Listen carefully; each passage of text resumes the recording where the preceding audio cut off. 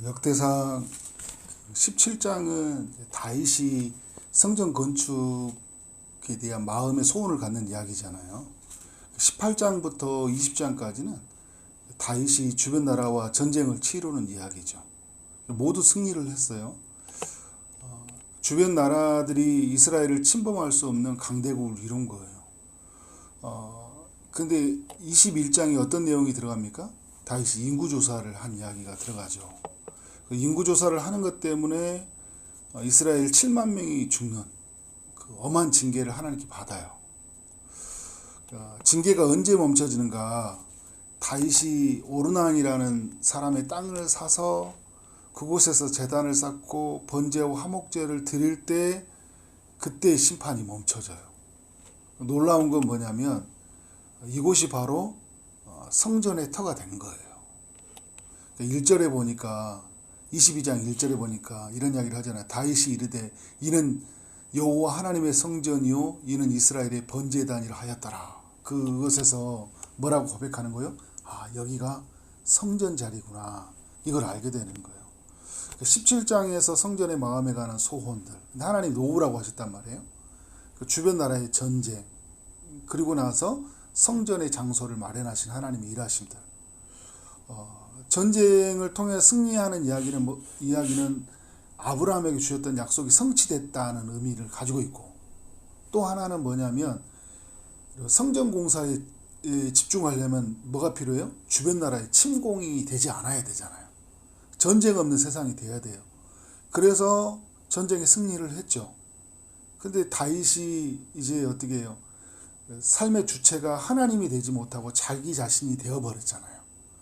하나님의 의지가 대상이 된 게 아니라 내가 가지고 있는 군사력의 의지가 대상이 되어버린 상태에서 여러분 어때요? 하나님의 일들은 할 수가 없는 거예요.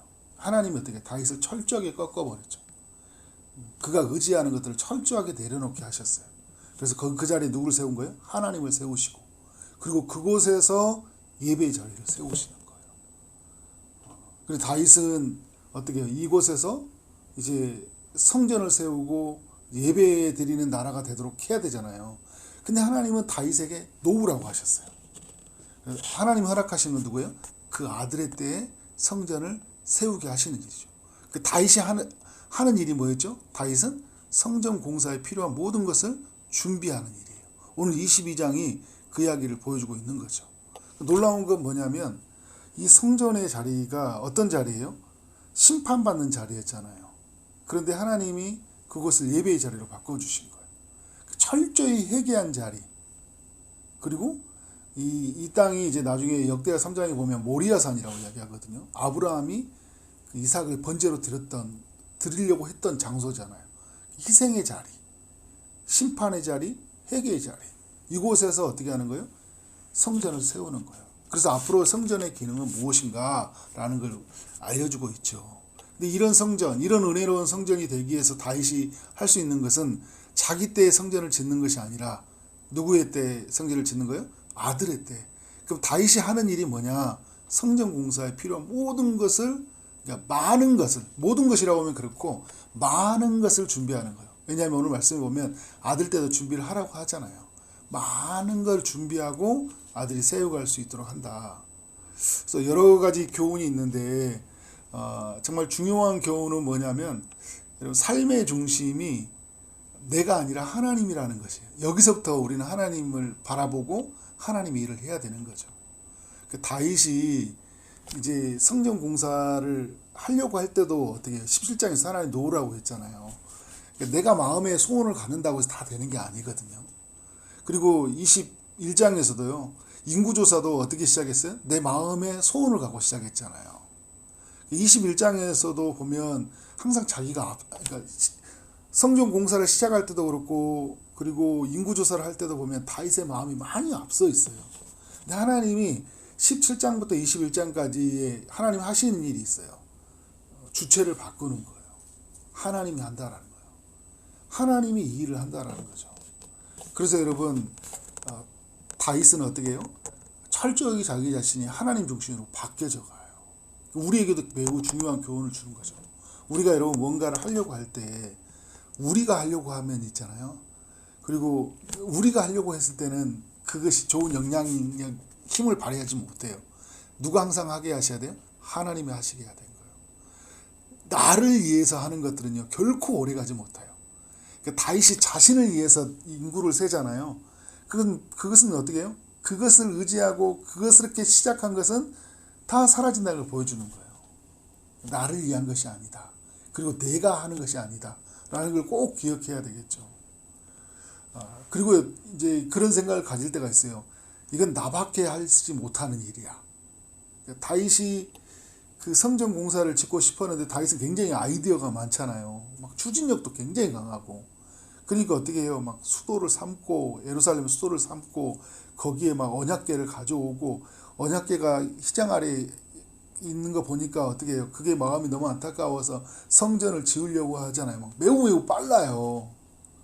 빠른 게 좋기도 하죠. 우리나라의 역사를 보더라도 어떻게 해요? 빨리빨리 하니까 막 여기까지 왔잖아요.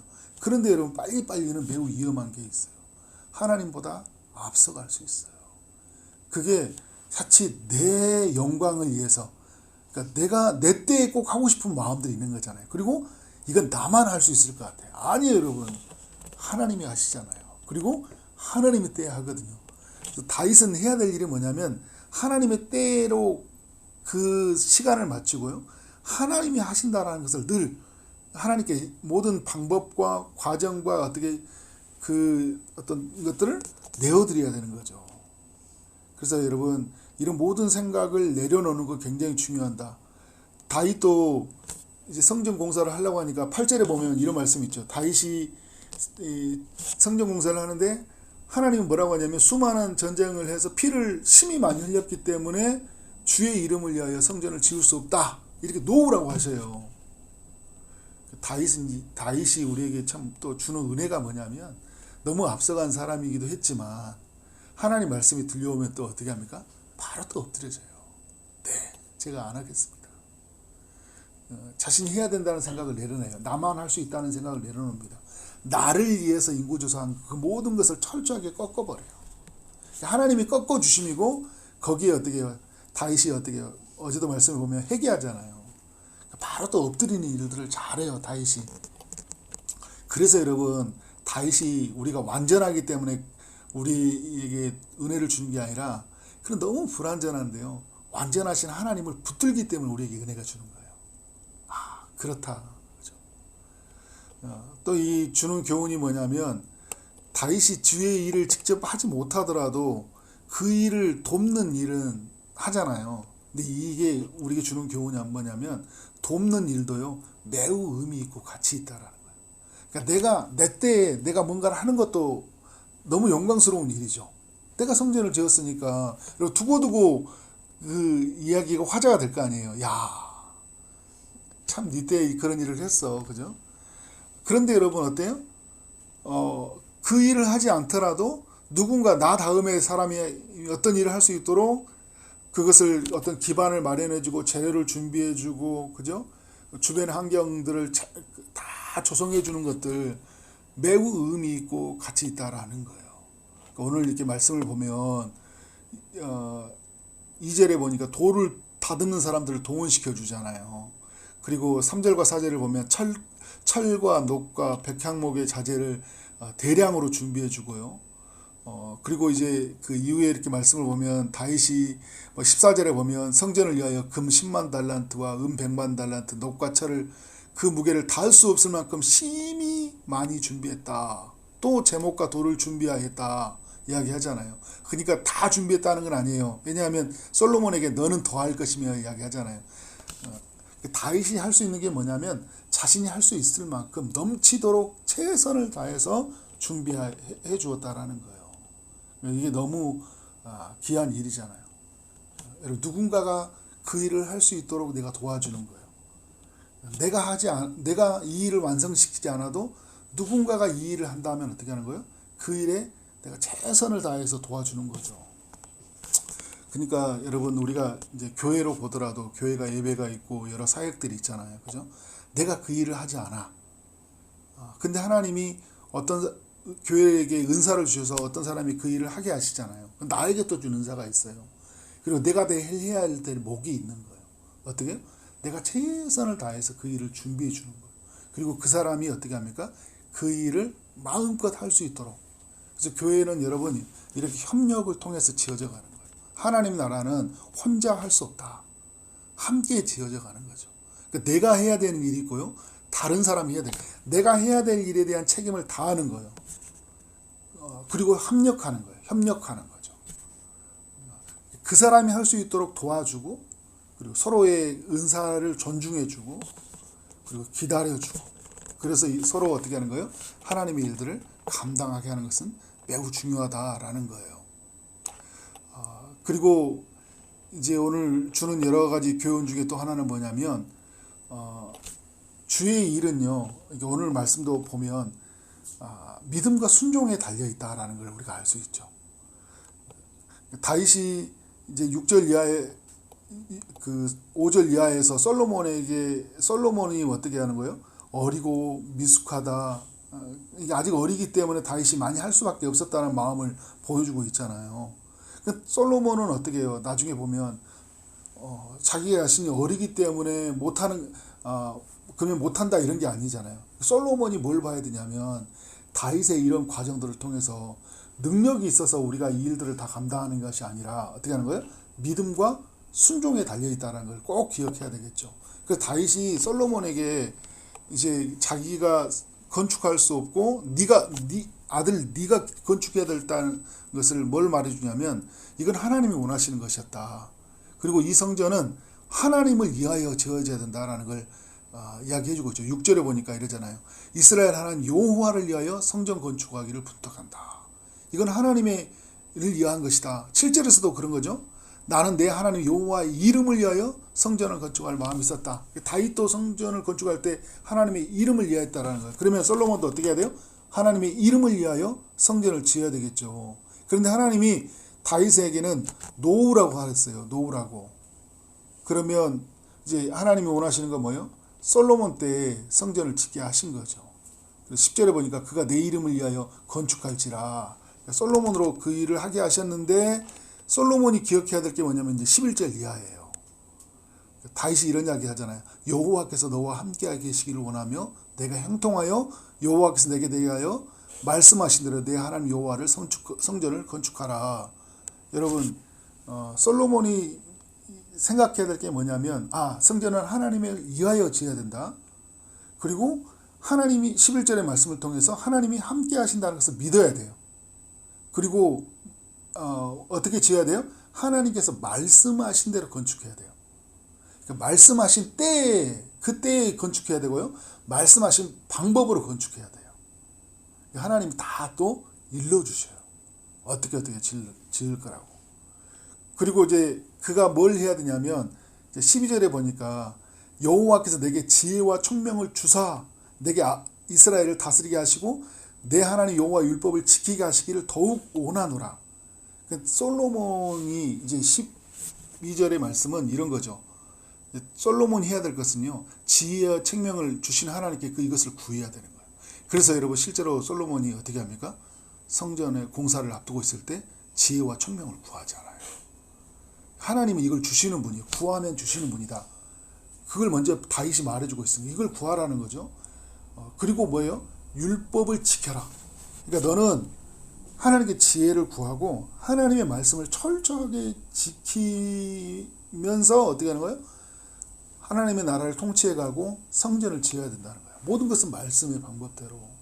그리고 13절에서 말하는 게 뭐냐면 강하고 담대하여 두려워하지 말고 놀라지 말라. 이런 일이 있을까요? 없을까요? 있겠죠. 마음이 노가지마고 힘든 일이 있어요. 긴 시간에 공사가 이루어져야 돼요. 그러니까 얼마나 많이 어려움들이 있겠습니까? 어떤 상황에 놀라지 말고 하나님이 시작하셨으니까 어떻게 하는 거예요? 너는 이 마음을 가지고 나아가라는 거예요. 그러면 솔로몬이 해야 될 일이 뭐냐면 어떻게 해요? 내가 얼마나 잘하느냐, 잘할 수 있을까라는 게 아니라 나이가 얼마나 큰 능력이 있을까가 아니라 모든 그 지혜와 총명을 가지신 주님이 우리 나와 함께 하신 주님이 나를 통해 일하실 것을 믿고 그가 말씀하실 때 순종하면 성전 공사는 완성된다 안 된다? 완성된다라는 거예요. 다윗은 이 모든 원리를 알고 있는 거죠. 그래서 솔로몬에게 이야기를 해주고 있는 거죠. 그러니까 오늘 우리에게 주는 의미가 매우 큰 거예요. 그러니까 여러분 우리도 하나님의 일을 할 때 우리에게는 자원이 얼마나 되냐, 우리는 얼마나 할 수 있냐. 그러니까 우리를 보면 어리고 미숙한 것 같은 거예요. 그러니까 솔로몬이 실제 성전 건축할 때 나이가 어렸어요. 그리고 경험도 작잖아요. 아버지 때와 나는 또 너무 다른, 리더십이 다른 차원이잖아요. 그런데 솔로몬이 하는 건 뭐예요? 모든 것을 가지신 하나님께 집중하는 거예요. 그리고 다윗에게서 반면교사를 배운 거죠. 어느 때 인간이 무너지는지를 봤잖아요. 그래서 솔로몬이 해야 되는 건 뭐냐면 하나님을 이해해야 되고, 그리고 어떻게 해요? 내가 아니라 하나님이어야 된다라는 것이고, 그리고 하나님의 능력에 달려있다라는 거예요. 모든 일은. 그러면 하나님의 일은 된다. 그래서 우리는 어떤 삶이 된다? 하나님을 예배하는 삶으로 나아가야 된다. 이런 이야기가 오늘 우리에게 남겨지기를 주의 이름으로 축원합니다. 기도하겠습니다. 하나님 감사합니다. 역대상 22장을 통해 우리 모두에게 교훈하시니 감사합니다. 받은 은혜가 커서 하나님 주의 일을 넉넉하게 감당하는 우리의 삶이 되게 하여 주옵소서. 하나님이 이제는 주님의 일을 위해 사는 삶이 되게 하여 주옵소서. 내가 주체가 되지 않게 하시고, 하나님이 앞서서 일을 행하게 하여 주시고, 나를 위하여서 살지 않게 하시고, 주를 위해서 사는 삶이 되게 하여 주옵소서. 내가 그 일을 할지 못하더라도 그 일을 위해 준비하고 돕는 그런 매우 의미 있고 가치 있는 일을 하며 살아가는 삶이 되게 하여 주옵소서. 우리에게 능력이 있냐가 문제가 아니라 우리에게 믿음과 순종에 중요하다는 것을 오늘 본문을 통해 알려주신 주님, 더욱 우리가 하나님의 일하심을 믿고 또 우리 가운데 말씀하신 그 음성에 순종함으로 하나님께 온전히 드려지는 삶이 되게 하여 주옵소서. 예수 그리스도 이름으로 기도를 싸움나이다. 아멘.